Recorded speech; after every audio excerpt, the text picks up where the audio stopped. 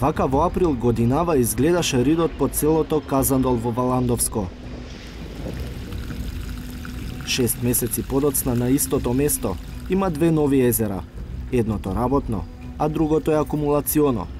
Фирмата Сардич напредува со изградбата на рудникот за злато, сребро и бакар. И покрај противењето на дел од локалното население јасните пораки на премиерот Зоран Заев пред локалните избори.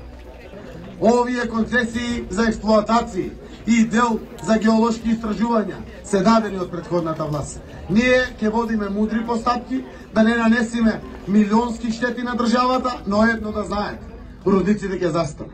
Добро е да се подготви целиот менеджмент, рудниците да застанат, заради тоа што тие носат лошо здравје, слаби перспективи и уништување на едината на сегашните младите генерации.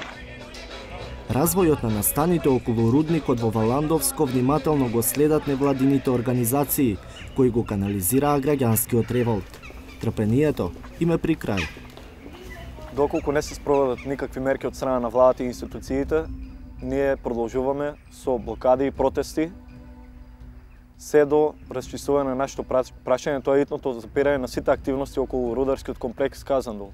Затоа тоа беше ветување од владата и од премиерот кој мора да и ние стоиме за неговиот збор и верувам дека ќе го исполни. А што прават властите? На локално ниво општината сега ја води кадарот СДСМ.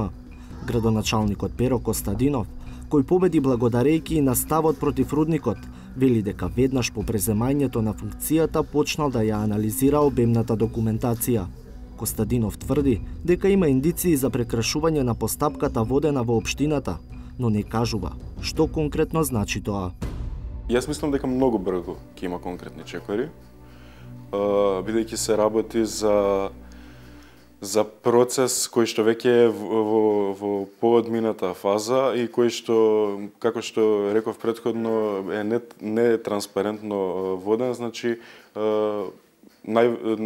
според мене во моментот значи се истражува и се проверува целата постапка, бидејќи знаеме при вакви договори кои што се склучени веќе нели представуваат факт, државата исто така мора да преиспита се, значи не може да се однесува нели бидејќи тука би можеле да настанат импликации по односи на економија и на оштетување и на порака која што се испраќа и кон јавноста и кон меѓународниот фактори и инвеститори.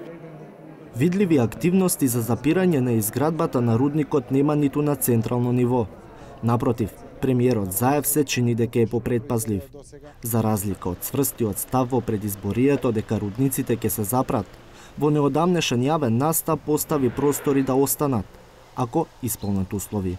Правна процедура во сите постапки, ние ќе постапиме согласно нашите ставови за кои што транспарентно зборуваме. Апсолутно лачење со цијанид, изведба на рудници без еколошки комплетно оформен процес и тоа не само на документ. Граѓаните да му веруваат на тоа што треба да се случи, ние нема да дозволиме употреба на ваквите рудници. 360 степени побара дополнително објаснување од владата што се случува на тема рудници. Одговорот не нуди детално објаснување, но ја појаснува резервираноста на Заев.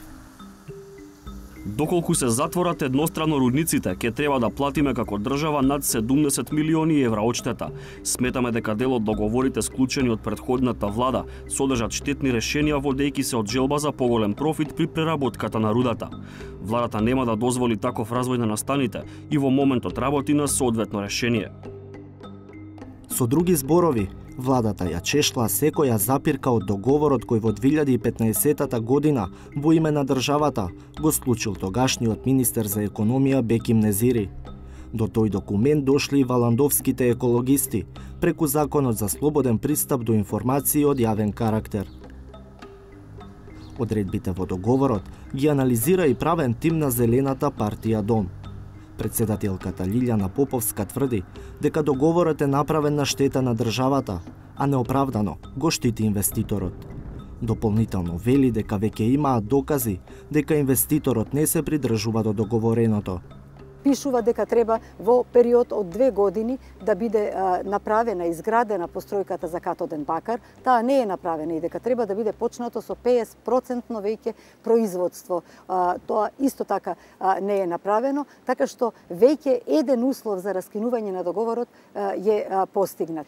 Посебно прашање е што и проблематично како тој инвеститор ги обезбедил и досега разноразни дозволи и потврди и воопшто дозвола за концесија, затоа што ред процеси кои што би требало да следат претходно не се спроведени. Значи, сега е работа на правна битка и сметам дека ги имаме сите аргументи на наша страна за да не дозволиме тој рудник или така наречен или планиран рудник да почне. За разлика од Поповска, менаџментот на Сардич вели дека ги почитуваат сите одредби и од договорот и од законите. Од компанијата, која во земјава се води како украинско-британска инвестиција, не ни помислуваат да се повлечат од бизнисот. Силно веруваме дека нашата намера за инвестирање, отворање на нови работни места и локален економски развој на регионот се препознаени од премиерот Зоран Заев и членовите на владата, кои во повеќе наврати потенцираат дека владењето на правото, почитување на стандардите за животна средина и подобрување на економскиот развој се основни приоритети во работата на владата. Убедени сме дека заедно со владата како наш партнер и надлежните министерства, овој проект ќе се реализира како општо добро за државата, општините и граѓаните. Расплетот околу Казандол внимателно го следат и во други места на југоистокот на Македонија. Локалитетите кај Плавица и Црн врв во Пробишти Пикратово, рудникот и Ловица кај Новосело, продолжената концесија на Саса во Македонска Каменица, геолошките истражувања кај Гевгелија се само дел од новите концесии. Локалните референдуми ја сензибилизираа јавноста, но не ги стопираа процесите. Се чека потек од владата.